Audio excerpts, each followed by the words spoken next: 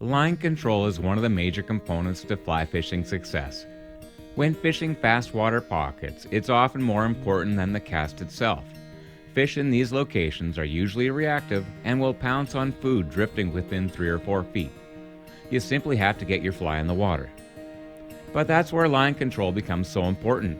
Why you need to understand current dynamics in these pockets to keep your fly from dragging in order to get takes and good hook sets from willing trout. Small fast water pockets are simply microcosms, a compact and scaled down version of larger runs. The water flowing in is fast. It settles through the middle portion of deeper water. At the tailout, the depth shallows and gradient picks up, causing faster water.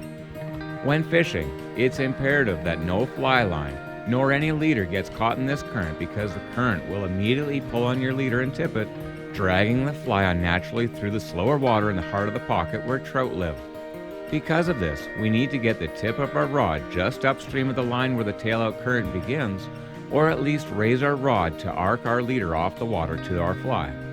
Getting into position to get the tip of our fly rod above the tailout current line is tricky and methodical. All we can do is give it our best try.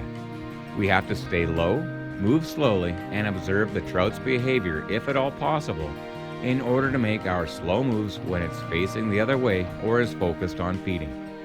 We usually have to approach on our knees or on our belly to crawl into position to set up in the sweet spot, barely out of sight of the fish, but able to reach our rod into the best position. From there, we can do a flipping roll cast or even a bow and arrow cast straight to feed the fish. It's one of fly fishing's most exciting scenarios that usually unfolds right beside you.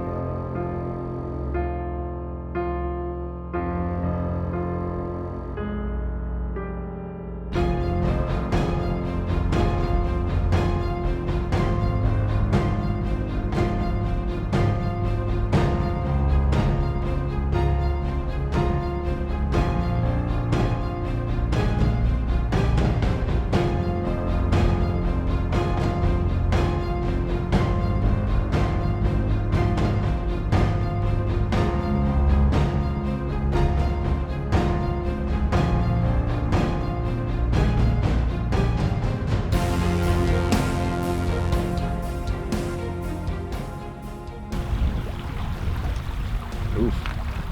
Big swing, hey?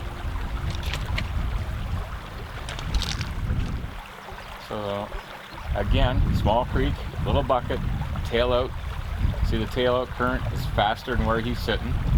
He's sitting in a little pocket against the bank, but he's definitely coming out aggressively to feed, or in, as the case may be. So he's pretty much going to take anything. I'm not sure if he's going to pop on this caddis again, but I think he will. But I have to get myself kneeled down kind of where my rod tip is here, and try not to line the fish, just put the fly in the water and get my rod tip down so I don't have all sorts of tip slack and do some bad hook sets. So you see where my rod tip is. My rod tip is only one rod length from that fish, if that. Yes. See him swinging. But if my rod tip has to be there, otherwise I'm going to get all sorts of tail out drag, and it's going to suck my dry fly back downstream. I'm taking a chance in getting here. Obviously he doesn't mind me being here. You saw that last big swing, I think. Exactly. Yeah. So I'm just going to go ahead. As you were pointing. And just going to get a little bit of line out. Okay. And here we go. No worries. There we go. There we go. Oh, downstream at you, as it turns out, eh? Yeah, had to wait for the hook set. Oh, that's awesome. It's going to be trouble yet, eh? Yeah, you always like a couple jumps, though.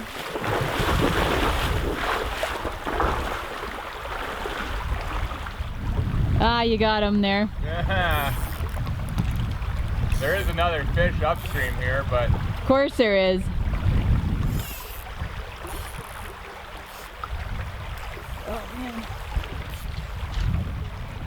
While this looks challenging, the truth is that once you conquer reading water in this scenario, you'll find the hardest part is logically working out how to get into position without being spotted by the fish.